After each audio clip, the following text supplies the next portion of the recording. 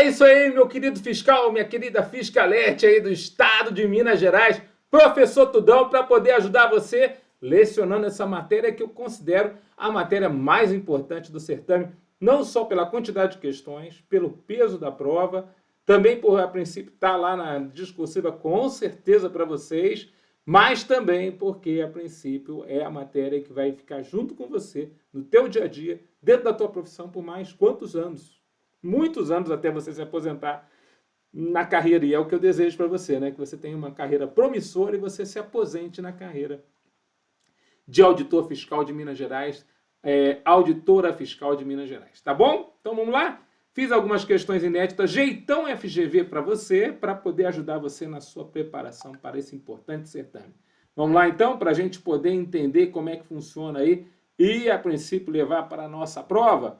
Vamos lá, professor, detona aí e mostra para mim como é que cai na prova. Então vamos lá. Então a minha matéria aqui, Legislação Tributária Estadual Minas Gerais, professor Wilson Cortez, professor Tudão. Vamos lá, primeira questão. Sobre a exportação indireta, assinale verdadeiro ou falso. Professor, o que é esse Instituto da Exportação Indireta? Eu me enrosco muitas vezes e acabo me enrolando e precisando aí da tua ajuda, professor. Me ajuda, dá uma luz para o ceguinho, professor. Então é o seguinte, meu querido. Exportação indireta é um instituto que, de acordo com os doutrinadores da matéria tributária e também com a jurisprudência, está sendo realizado quando a pessoa, ao invés de ela diretamente mandar para o exterior aquela mercadoria ou serviço, ela, a princípio, se utiliza de um intermediário. Aquele atravessador, aquele que vai ser utilizado para mandar a mercadoria por você. Então, essa exportação indireta é quando você manda para alguém e esse alguém manda efetivamente para você para a exportação. Então, nesta situação, nesta circunstância da exportação indireta, como é que funciona, professor Tudão? Então, na exportação indireta, você tem que mandar para um dos 5 que estão na lei mineira, né, que repete, então, a lei Candir sobre esse determinado assunto. Então, a lei mineira fala que você exporta indiretamente quando, antes de exportar, você manda para 1. Empresa comercial exportadora. 2. Trading company. 3. Outro estabelecimento da mesma empresa, seria uma filial.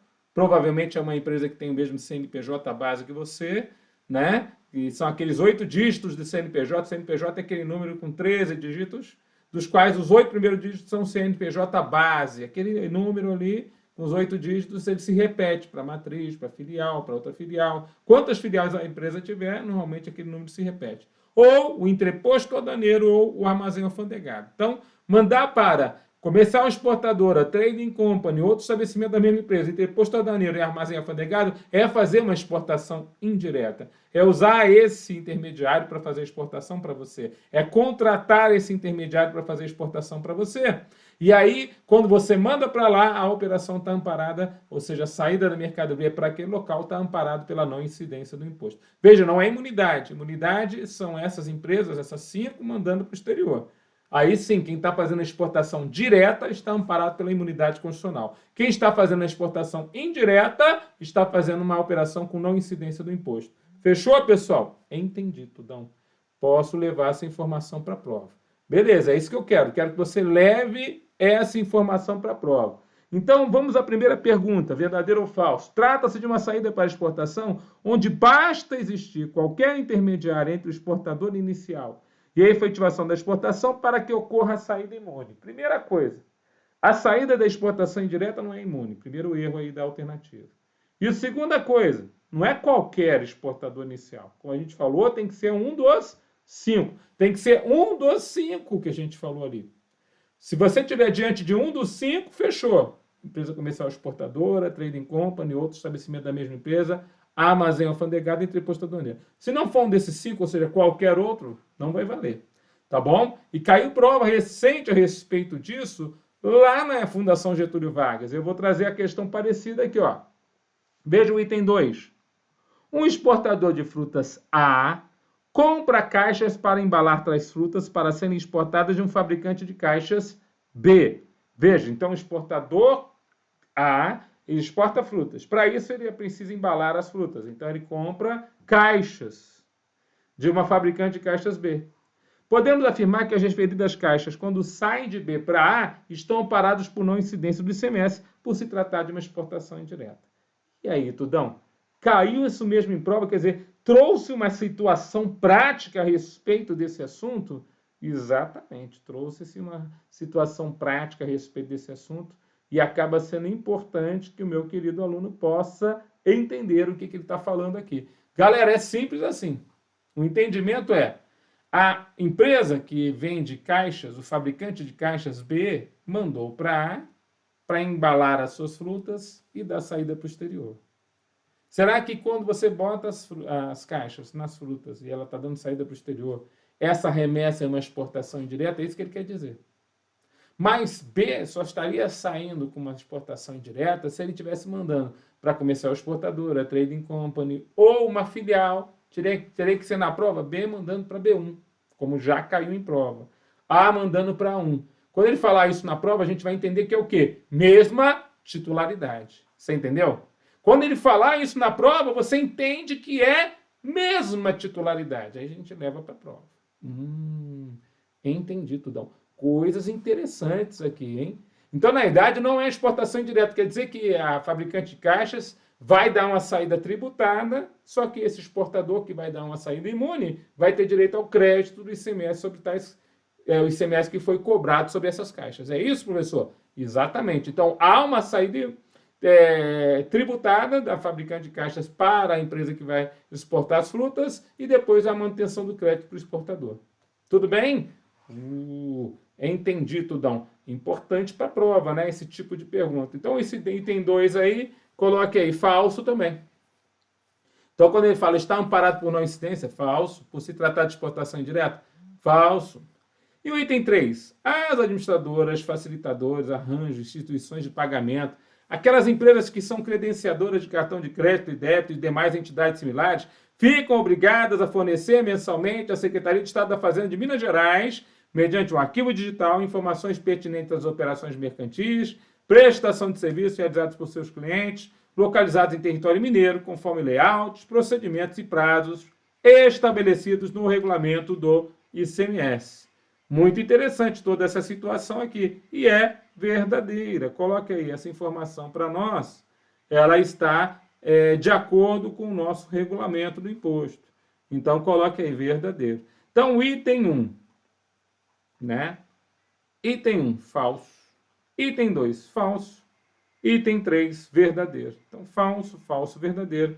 Gabarito da questão, então, a alternativa letra E. Então, gabarito da questão, a alternativa letra E. Vamos para outra? Estão amparadas por não incidência do ICMS no Estado de Minas Gerais, exceto. O que ele quer dizer com esse tipo de questão, professor Tudão? Olha só, essa questão é muito simples, mas, ao mesmo tempo, ela necessita que o aluno venha conhecer a importante situação que eu vou passar aqui para vocês agora. Então, qual que é a situação? Eu preciso que o meu aluno conheça as 21 hipóteses de não incidência do ICMS no Estado de Minas Gerais. Vou falar de novo. Eu preciso que você conheça, grave, guarde as 21 hipóteses de não incidência do imposto. Essa questão é questão-chefe, questão carro-chefe de prova, questão que naturalmente o avaliador presta muita atenção, porque ele já sabe, se o cara não sabe as não incidências do imposto, não dá para ser fiscal, né? Ele já desconsidera. Não, esse cara não dá para ser fiscal. O cara não sabe nem as não incidências do tributo. Então, para você que quer ser fiscal, 21 hipóteses de não incidência. Nós temos um vídeo aí específico sobre isso para você na sua aula aqui no GRAN, mas também nós temos um vídeo lá no nosso canal do YouTube sobre as 21 hipóteses de não incidência do nosso ICMS no Estado de Minas Gerais. Então, vai lá no meu YouTube, prestigia o professor, clica no sininho, fica vendo todas as coisas novas que a gente vai trazer, inclusive a respeito dessa prova discursiva, nessa preparação para a prova discursiva. Em breve eu vou fazer um vídeo bombante ali a respeito da prova discursiva da FGV para a Cefaz Minas Gerais. Os 4 estudos de caso que vocês vão ter, vocês simplesmente vão ter 4 provas discursivas no mesmo dia. Né? Coisa louca de se ver, professor Tudão. Meu Deus, professor, me ajuda! E agora a Receita Federal vem com FGV de novo. Professor! Dá a luz pro ceguinho, professor. Então, vamos lá. Estão amparados por não incidência, é certo. Então, na verdade, aquilo que não é não incidência é uma incidência. Então, aonde que incide o imposto? Ou aonde tem um erro na questão? Veja, saída de estabelecimento prestador de serviço alcançado por tributação municipal, ou seja, ele é um prestador de serviço que deve ISS. De mercadoria para utilização ou emprego na prestação de serviço listado em lei complementar. Então, a mercadoria é utilizada ou empregada na prestação de serviço listado em lei complementar. Veja, essa pessoa está na lista de serviços sem ressalva. Então, a matéria é só do ISS, é uma não incidência mesmo. Lembra? É uma operação mista. Por quê, professor, que é uma operação mista mesmo? É operação mista porque você tem, ao mesmo tempo, não é verdade? Ao mesmo tempo, né, a obrigação de dar, entregar mercadoria e a obrigação de fazer, prestar o serviço. Então, as duas coisas andam juntas. Mas muitas das prestações de serviço que estão na lista de serviços são operações mistas. E todas elas, a regra geral é, está na lista, é só ISS. Está na lista, é só ISS. Está na lista, mesmo com mercadoria envolvida, é só ISS. Guarda isso. Tem mais de 300 serviços na lista. Aí tem lá uma minoria, umas coisinhas poucas lá. Aí você tem a aula de zona cinzenta da lista de serviços que eu gravei para você. Tá certo? Aí você tem lá a aula da zona cinzenta e você vai ver quais são as poucas exceções. Mas nesse caso estamos diante de uma hipótese de não incidência do tributo. Tá bom? Vamos lá então? Vamos ver então qual que é a situação que está com erro propriamente dito? Então vamos levar essa informação aí para a prova. Então a letra A é uma não incidência, não é o gabarito. Letra B, está aqui o erro, né? Saída de bem integrado ao ativo permanente, assim considerado aquele imobilizado pelo prazo mínimo de 12 meses. Então, o Estado de Minas Gerais estabelece que um bem do ativo permanente tem que ficar pelo menos 12 meses como ativo permanente na empresa que o adquiriu, após o uso normal a que era destinado, sem exceções. Esse sem exceções aqui é que gerou o erro na questão. Esse sem exceções gerou o erro na questão. Por quê, Tudão? Porque esse sem exceções tem exceção, né? Não é qualquer saída de produto de ativo imobilizado que vai ser amparado pela não incidência.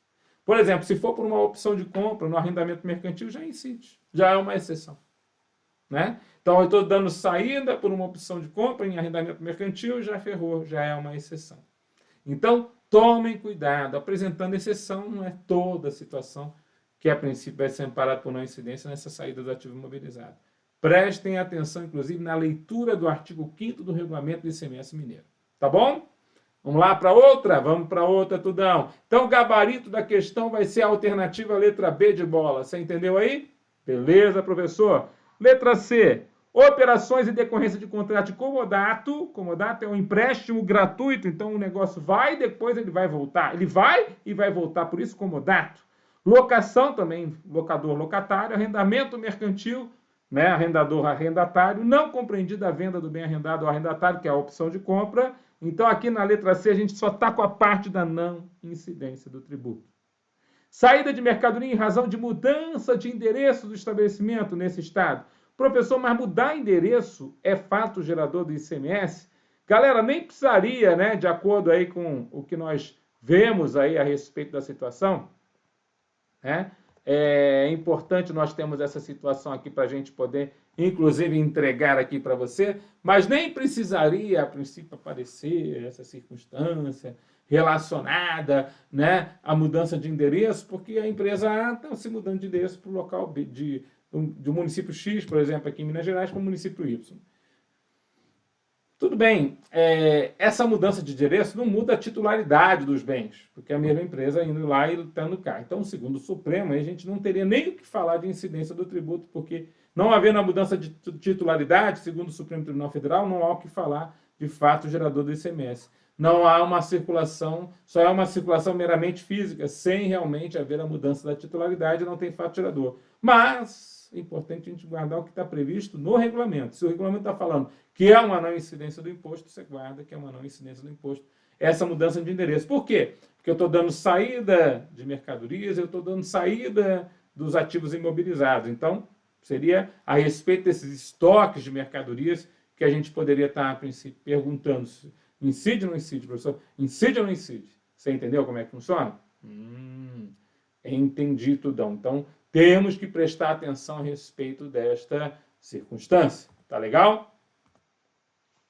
Outra situação, ó, saída de mercadoria em razão de mudança de endereço, já vimos, então é uma não incidência. Prestação de serviço de comunicação realizada internamente no estabelecimento do próprio contribuinte. Então, é o contribuinte prestando serviço para si mesmo, não está contratando um terceiro, não tem a contratação de um terceiro, não é prestação de serviço amparada por incidência do nosso ICMS.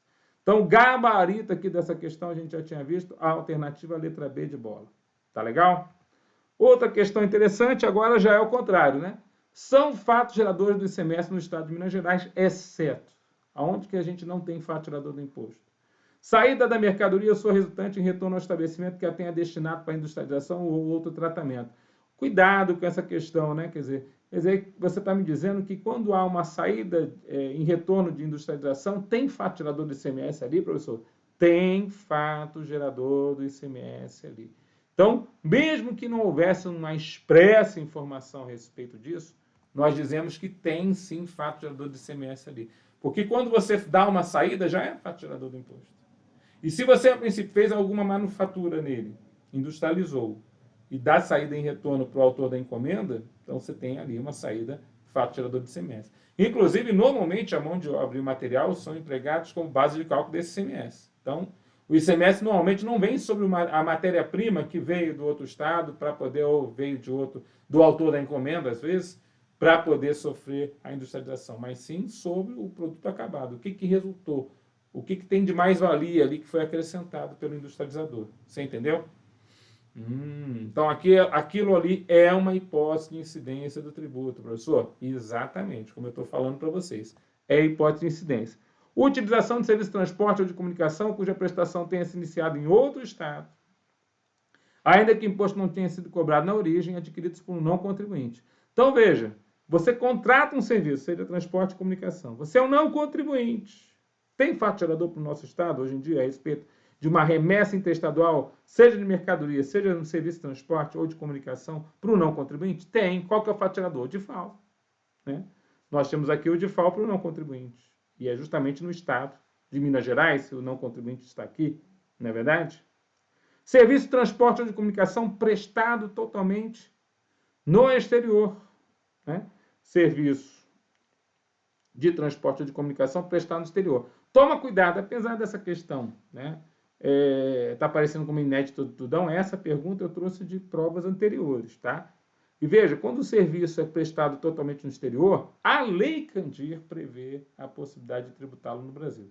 A gente sabe que isso não é possível, porque segundo o Supremo Tribunal Federal, não é possível por quê, Tudão? Porque segundo o STF, faltam elementos para você cobrar de um serviço de comunicação e um serviço de transporte totalmente executado no exterior. Faltam elementos para você poder, elementos para a constituição desse fato gerador, inclusive para a cobrança do tributo. Mas, se cair na prova, a gente tem que pensar, mas a literalidade da Lei Candir prevê.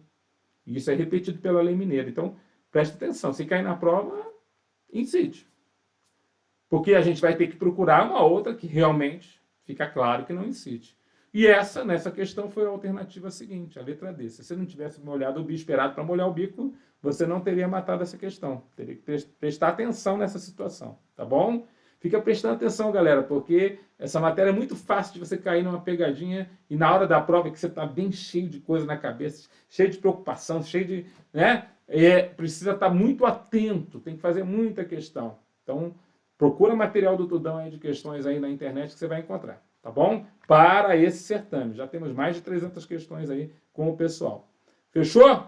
Vamos lá? Eita, professor Tudão. Sempre ajudando aqui os nossos futuros auditores. Então, a letra C não é o gabarito. A letra D é o gabarito que destina ao exterior produto primário. O que é produto primário mesmo, professor? Produto primário é aquele que não sofreu nenhum tipo de industrialização. Então, produto primário é aquele que não sofreu nenhum tipo de industrialização. Tá certo? Então, essa é uma situação interessante para a gente poder levar para a prova. Ou o produto primário, né, como ele fala aqui, ou o produto industrializado semi-elaborado, sofreu industrialização parcial. Então, se manda para o exterior, o que é isso aqui? Uma hipótese de imunidade, né? É uma exportação. Então, essa é uma hipótese de não incidência, que é o gabarito da questão. Letra D de dado. Letra E, operações com ouro como mercadoria. Cuidado com o ouro, né? O ouro como ativo financeiro, não incidência. O ouro como mercadoria, incide ICMS, como qualquer outra mercadoria. Fechou? Vamos para outra? De acordo com a legislação tributária do Estado de Minas Gerais, são benefícios fiscais no Estado, exceto diferimento, isenção, redução de base de cálculo, devolução total ou parcial do imposto, crédito outorgado. Essa questão é tradicionalíssima nas bancas de concurso preparatório para cargos da área fiscal estadual. E a gente só tem que lembrar, né, que a listagem a princípio, que essa listagem que a gente tem de benefícios fiscais, favores fiscais dentro do Estado, é uma listagem não meramente exaustiva.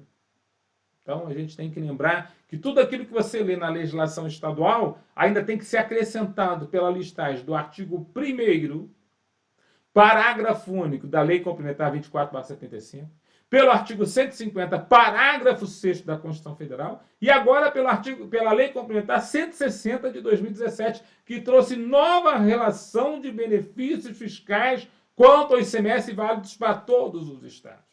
Uma coisa é você saber quais são esses benefícios fiscais. Ah, professor, decorei, é uma lista de mais de 20 benefícios fiscais. Os principais estão lá na Constituição Federal: subsídio, isenção, redução de base de cálculo, concessão de crédito presumido, anistia, remissão, quando a palavra tem 2 S. Então, professor, eu já guardei esses aí. Mas devolução total ou parcial do tributo também está no artigo 24, na Lei Complementar 24/75, artigo 1º. O problema é que quando você lê todos esses benefícios fiscais que estão nesses 3 institutos jurídicos que eu falei para vocês, dispositivos legais, você não vai encontrar em nenhum deles a expressão do diferimento, porque diferimento não é benefício fiscal.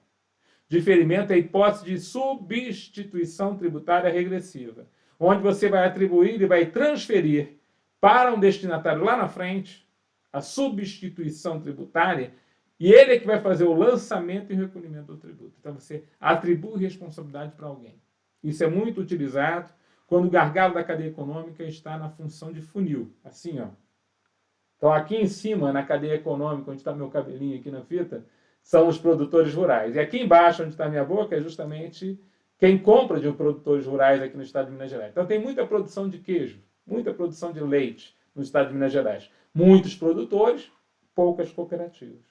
Até lá na cooperativa, aqui onde estava aqui, ó, é na cooperativa que eu vou cobrar esse gargalo econômico, diferimento. Diferimento, você não paga o tributo, né, produtor? Mas alguém vai pagar. Então, não é um benefício fiscal, é um regime de tributação. Vou falar de novo. Não é um benefício fiscal, é um regime que facilita a tributação do imposto sobre esse tipo de produto. Ao invés de eu cobrar dos produtores rurais, que são inúmeros no estado, eu vou em cima de quem? Vou em cima do destinatário daqueles produtos. Da cooperativa, da indústria. Fechou? Professor, entendi. Então, o gabarito dessa questão, de acordo com a legislação tributária do Estado de Minas Gerais, são benefícios fiscais do Estado, exceto o diferimento. Então, gabarito alternativa letra A. Questão que caiu na prova de fiscal municipal de São Luís. Olha, cai na prova de fiscal municipal o quê? A zona cinzenta, né? Então, eu trouxe essa questão para a gente lembrar da zona cinzenta. A oficina mecânica do José recondiciona motores de veículos. Para realizar esta prestação de serviço de recondicionamento, empregam-se com frequência peças e partes novas. De acordo com a Lei Complementar Federal número 116/2003 e com a Lei Complementar Federal número 87/96, ele foi lá para a zona cinzenta. E é muito importante que o meu querido aluno, futuro auditor fiscal, conheça a zona cinzenta, conheça as situações onde você tem na Lei Complementar 116/2003, que é a lista de serviços, a influência do ICMS. Ou, às vezes, são situações que nem na Lei Complementar 116/2003, na lista de serviços, estão presentes. Por isso, inclusive, eu coloco como também na zona cinzenta, porque aí nem ISS incide, nem parcialmente, só incide ICMS. Né? Então, é importante que no recondicionamento de motor, o aluno lembre-se que a oficina mecânica que faz o recondicionamento de motor, né, ela, a princípio, presta o serviço usando material. Então, ela faz uma operação mista, onde ela tem mão de obra, que é a obrigação de fazer, e material empregado, que é a obrigação de dar. Então, as duas obrigações caminhando juntas numa mesma operação. Por isso, operação mista. Qual prevalece? Nenhuma prevalece. Segundo a lista de serviços, né, lá no grupo 14 de serviços, o recondicionamento de motor ele tem a tributação dupla, ou a dupla tributação. Por favor, meu aluno já sabe que não é bitributação e nem bis in idem. Por quê? Porque para haver bitributação bis in idem no Brasil, eu estou falando de mesmo faturador e mesma base de cálculo. E aqui não está havendo o mesmo faturador e a mesma base de cálculo. O ISS incide sobre a mão de obra empregada para recondicionar o motor, né? E a base de cálculo é o preço do serviço. O ICMS incide sobre a saída da parte peça dentro do produto. E a base de cálculo é o valor da operação. Então, são coisas distintas. Então, na idade incide ICMS sobre as partes e peças empregadas no serviço e ISS sobre a mão de obra aplicada. Você consegue levar isso para a prova? Professor Tudão, força na peruca. Entendi o que você está falando. E isso, para mim, acaba sendo extremamente importante. Você entender o que eu estou citando aqui para você. Então, voltando lá na questão. Letra A. Tanto a prestação de serviço de recondicionamento de motores como as partes e peças empregadas estão sujeitas à incidência do ISS. É o que seria a regra geral se não houvesse a ressalva. Estamos diante de uma situação de ressalva. Outra situação, letra B. A prestação do serviço de recondicionamento de motores está sujeita à incidência do ISS, enquanto o fornecimento das partes e peças empregadas está sujeito à incidência do ICMS. Gabarito da questão. Alternativa letra B de bola. Então, gabarito dessa questão é a alternativa letra B. Letra C. A prestação de serviço de recondicionamento de motores está sujeita simultaneamente à incidência do ISS, né? Do ISS, né? E do ICMS. Quanto ao fornecimento de passe e peças empregadas, está sujeito apenas à incidência do ISS. Tá bom? Essa é uma outra situação. Letra D. Tanto a prestação de serviço de recondicionamento de motores como as partes e peças empregadas estão sujeitas ao ICMS. Também não. Então, na idade, e aí finalmente a letra E, que é o absurdo, o recondicionamento de motor, que é um serviço ICMS, enquanto as partes e peças ISS, é o contrário. Então, gabarito da questão, letra B de bola. Tem dificuldade nessa questão? Não tem, professor. Não tem dificuldade nessa questão. Qual que é o grande tchan dessa questão para a gente poder trazer aqui nesse determinado momento? É você conhecer, como eu falei para vocês. Eu preciso que o meu querido aluno conheça as ressalvas. Senão você acaba se perdendo na hora da prova. Tá? Nós temos uma aula específica disso aí para você. Você volta lá na aulinha, grava as situações ali presentes. São 12, 13 situações importantes para levar para a prova. Tudo bem? Na verdade, essas 12, 13 situações, se a princípio tem lá o item lá, gesseiro, tapeceiro, né, alfaiate, costureiro, então o negócio vai crescendo, não é tão pouquinho assim, né, que a princípio a gente viu, né? Tudo bem? Professor Tudão, eu preciso conhecer Tudão para a prova, porque essa prova é uma prova de detalhes. Quem souber os detalhes vai se tornar auditor, tá certo? Às vezes você fica pensando assim, professor, a prova é de detalhes. Detalhes fazem você auditor. Olha só essa questão simples de cair na prova e objetiva. Uma empresa de Minas Gerais importou uma máquina industrial pelo Porto de Vitória, Espírito Santo, e após o desembaraço aduaneiro, trouxe até o seu estabelecimento em Belo Horizonte, Minas Gerais. Então veja, Minas Gerais não tem porto. Então essa questão é muito prática em relação à situação mineira. Minas Gerais muitas vezes usa para o seu desembaraço aduaneiro o porto do Espírito Santo. Então as empresas que trazem mercadorias para Minas Gerais por porto usam muitas vezes o Porto de Vitória. Tá bom? E após o seu desembaraço aduaneiro, trouxe a mercadoria até o seu estabelecimento em Belo Horizonte. Sabendo-se que a alíquota interna da máquina é 18% em Minas Gerais, 17% no Espírito Santo, e que a mesma possui similar nacional, né? Né? Podemos afirmar que será recolhido ICMS alíquota para o Espírito Santo de 12%, sendo devido 6% para Minas Gerais, a título diferencial de alíquota. Será recolhido ICMS ao Espírito Santo pela alíquota de 4%, devendo o Estado de Minas Gerais ficar com 12% a título diferencial de alíquota. Será recolhido ICMS para o Espírito Santo pela alíquota de 18%, devendo o Estado de Minas Gerais ficar com 1% a título diferencial de alíquota. Será recolhido ICMS ao Espírito Santo pela alíquota de 4%, sendo devido, então, a Minas Gerais 6% a título diferencial de alíquota. será recolhido ICMS apenas para Minas Gerais, pela alíquota de 18%. Então, gente, olha só que interessante, né? Por que, professor, que a princípio você vai verificar essa situação? Então, nós temos a importação feita por um importador mineiro, onde ele não tem um atravessador, e ele já é o destinatário final da mercadoria. Só que ele não está lá no Porto e não está no Espírito Santo, ele já está em Minas Gerais. E o que fez a Lei Candir? A Lei Candir estabeleceu o princípio do destino físico da mercadoria, que na verdade o Supremo Tribunal Federal declarou que é destino jurídico. Inclusive tornou a leitura daquele dispositivo no artigo 11 da Lei Candir com uma inconstitucionalidade sem redução do texto. Por quê? Porque ele fala que muitas vezes não precisa ser a destinação física realmente da mercadoria, mas sim a destinação jurídica. Quem é o destinatário final? Em que estado ele se encontra? Se ele é pessoa jurídica, onde está o seu estabelecimento? Se ele é pessoa física, onde está o seu domicílio? E é lá onde está o destino jurídico, segundo o Supremo Tribunal Federal, que é para onde é devido o nosso tributo. Então, se a importação se deu por Vitória, Espírito Santo, mas o mercadoria já tem destinatário final em Minas Gerais, só acontece um único fato gerador, a importação. E é interessante que no desembaraço aduaneiro, que vai ser feito lá no Porto de Vitória, já vai ser pago através de uma GNRE, uma Guia Nacional de Recolhimentos Estaduais, ou através de um determinado, a conta corrente do importador, que é feita junto à Receita Federal do Brasil, já vai ser pago diretamente para o Estado de Minas Gerais aquele ICMS. Então é só um fato gerador pela alíquota interna que aquele produto teria em Minas Gerais, porque aqui em Minas Gerais nós não temos uma alíquota especial para importação, mas sim a alíquota do produto importado é a mesma alíquota dele dentro do território nacional. E o fato de o produto ter similar nacional já nos lembra, inclusive, que ele poderia estar sob algum favor daqueles 4%. Só quando é que eu vou usar aquela alíquota dos 4%? Eu vou usar aquela alíquota dos 4% quando a mercadoria for destinada àquele determinado porto. Ali está o importador. E o importador der uma saída interestadual posteriormente. Então, vamos imaginar que o importador, vamos fazer agora a questão como a princípio poderia ter outro gabarito aí.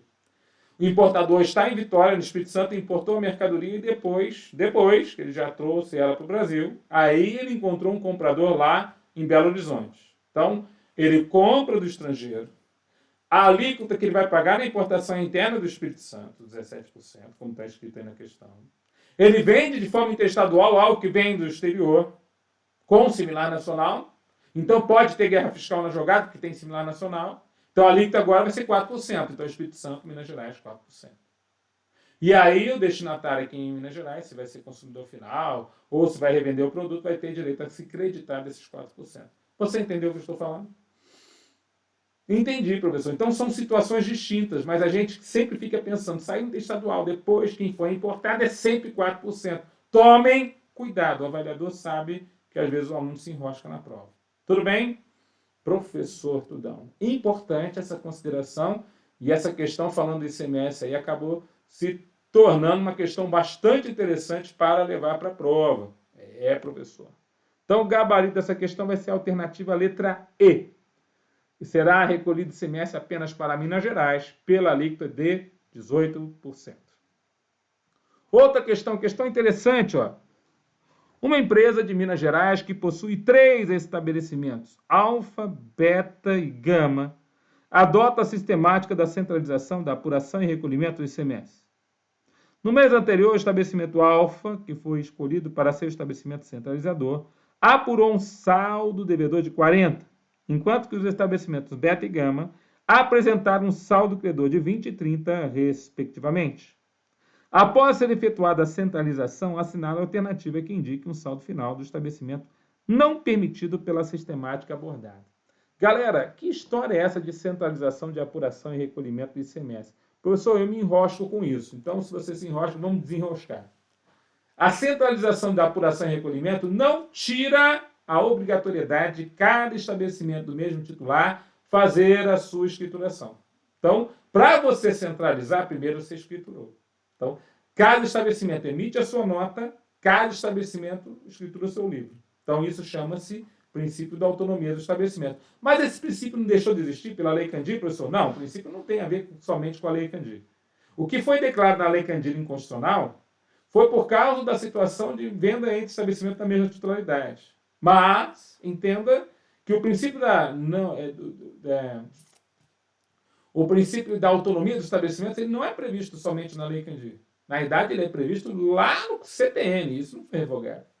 O artigo 127, inciso número 2, que fala que cada estabelecimento tem as suas responsabilidades, cada estabelecimento tem o seu domicílio, cada estabelecimento tem o cumprimento das suas obrigações acessórias, cada um tem que fazer ema-ema, cada um tem o seu problema. Então, na verdade, o que eu estou falando é que quando você escolhe a centralização da apuração e da escrita, então você, a princípio, junta aquele determinado estabelecimento da mesma titularidade, tem que ser dentro do Estado mineiro, tem que ser dentro do Estado de Minas Gerais.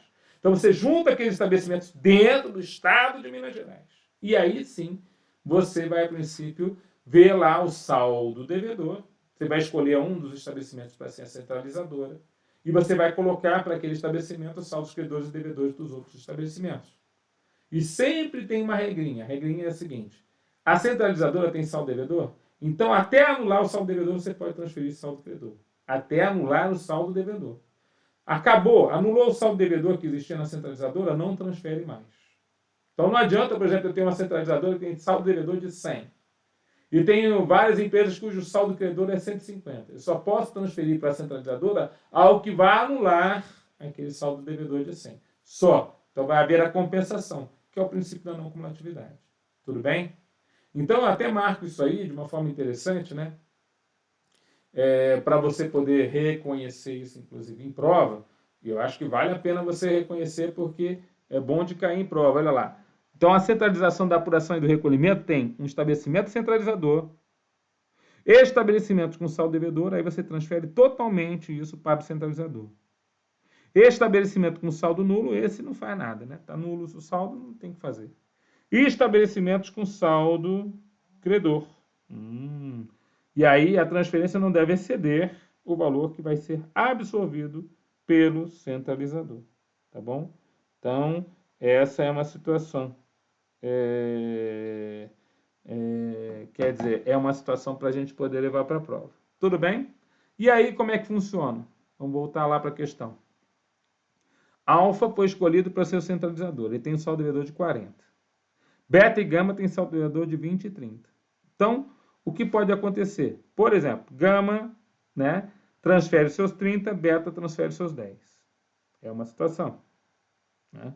Agora, então, gama transfere seus 30, beta transfere seus 10, beta vai ficar com 10 credor. Letra C é possível. Beta transfere tudo, gama transfere só 20, para poder ficar os 40. Então, beta pode ficar com 0. É a letra D, tá certo. Gama transfere tudo e beta transfere 10. Então, gama fica com 0. Também é uma outra possibilidade. Alfa fica com 0, porque ele tinha 40 devedores e todo mundo transferiu para ele os seus saldos credores. Então, ele fica com 0. Alfa pode ficar com 10 credor? Não pode. Por quê? Porque o máximo que o centralizador pode receber é aquilo que ele pode absorver. Eu não posso absorver mais do que aquilo que eu recebi. Vocês entenderam a questão? Questão bem feitinha, questão inédita do Tudão, muito interessante para a gente poder levar para a prova. E aquela coisa que você não encontra normalmente, facilmente aí nos livros aí de preparação para concurso. Pelo contrário, né? É mais difícil de você encontrar. Mas vale a pena acrescentar essa informação aqui para vocês que estão estudando aqui com o Tudão. Tá bom, pessoal? Professor, muito bom, porque isso aqui eu passaria em branco, eu não conseguiria entender aí nem a questão. Eu nem entendi tudo, professor. Eu vou fazer minhas contas aqui, o senhor vai acabar a aula e eu vou fazer minhas contas para entender o que o senhor falou, né? 20, 30, 40, né? Compensar, passei 20, ficou 10. Passei 30, passei 10, ficou 10. Então, você vai ter que analisar conforme o Tudão falou aqui para vocês, tá bom? Vamos para outra questão? Outra questão, Tudão, vamos lá. Outra questão inédita. Assinale a sequência correta de acordo com o regulamento mineiro. O condutor de bens e mercadorias, qualquer que seja o meio de transporte, exibirá obrigatoriamente imposto de fiscalização por onde passar, independentemente de interpelação ou a fiscalização volante, que é o fiscal, né, numa viatura, quando interpelado, a documentação fiscal respectiva para a conferência. Olha quanta coisa tem aqui, Tudão, e eu não saberia nem o que é fiscalização volante. Fiscalização volante é você botar um coletão assim, fiscalização, entrar na viatura escrita fiscalização e sair correndo atrás dos fatos geradores. Mercadorias em trânsito. Você entendeu fiscalização volante? Né? Você está no volante mesmo. Só que o que acontece? Eu quero prestar atenção junto com vocês com o que a GV tem feito nas provas de concurso, principalmente na área fiscal, a respeito das provas discursivas. Tem caído questão de estudos de casos. E aí a parte de fiscalização que está no regulamento mineiro acaba se tornando interessante. Então eu preciso que meu aluno seja cobrado quanto a isso, seja treinado quanto a isso. Sabe o que acontece? Você faz o curso de redação para concurso. Aí o cara te explica como fazer uma redação linda, dissertativa, introdução, meio, conclusão. Você faz. Chega na hora da prova, é estudo de caso. Você sabe ou não sabe a legislação? Sabe ou não sabe interpretar o caso? Sabe ou não sabe fazer a questão? E aí cai uma, duas, três questões de estudo de caso de legislação, de auditoria com legislação, de direito tributário com legislação. E o povo está aí se ferrando. E eu fico desesperado. Né? Por quê? Porque a gente vê nitidamente que o pessoal ainda não pegou o feeling de que, a princípio, tem que andar junto da turma de redação para esses concursos um colega auditor que está trabalhando a legislação do Estado. Não adianta ser só auditor, tem que ser o cara que está estudando a legislação junto com você, que está ralando aqui para conhecer os mais de 1000 artigos que tem que estudar, porque o anexo 9 aí tem que estudar 700 artigos, o anexo 15, que está lá, a substituição tributária, tem mais 129 artigos. Até com isso eu guardei na caneta, fico estudando esse negócio. Tem mais 200 e pouco artigos do regulamento, são mais de 1000 artigos para estudar. Aí o cara fala, não vai cair isso não, vai cair o que eu quero. Então tá bom. Então vai lá, vê lá o que fez lá a FGV na prova da Cefaz do Espírito Santo, né? Vê lá o jeitão da prova da Cefaz na Bahia, que caiu jurisprudência, juntamente com o DIFAL, juntamente com um monte de coisa, o povo se ferrou. Mas quem estava na nossa turma discursiva?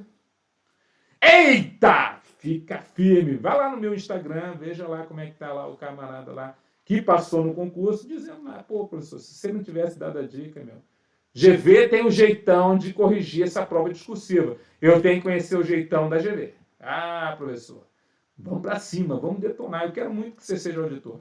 E até janeiro tem bastante tempo para você se tornar cada vez mais auditor fiscal. Professor, eu quero ser auditor, quero ser auditor. Então vai para a questão aí. Esse condutor, então, que está sob fiscalização, pode ser interpelado, né? E aí tem que apresentar a documentação para a conferência do fiscal. Verdadeiro. Isso tem tudo a ver com questão de prova, inclusive, bastante interessante que você conheça esse assunto, por isso que eu coloquei aqui. O prestador de serviço de transporte agora intermunicipal ou interestadual de valores, pessoas ou passageiros, é a transportador de valor também, professor? Sim, o carro forte? Sim, sim. Exibirá obrigatoriamente a fiscalização volante ou imposto de fiscalização quando interpelado, documentação fiscal respectiva para a conferência. Então, também o prestador de transporte. O condutor é aquele que não é o dono, né, da mercadoria, mas está só conduzindo a mercadoria para alguém. O prestador de serviço de transporte não, foi contratado para poder prestar o serviço de transporte. Então, ele tem um contrato de serviço acontecendo ali.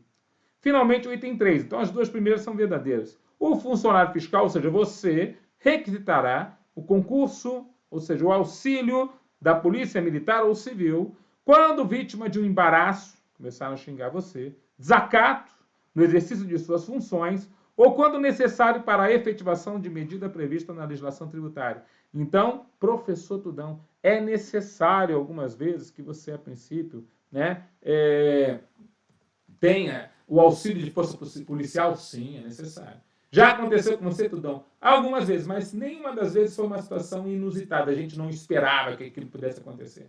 Todas as vezes a gente esperava que aquilo pudesse acontecer e a gente já foi com a polícia no local. Tudo bem?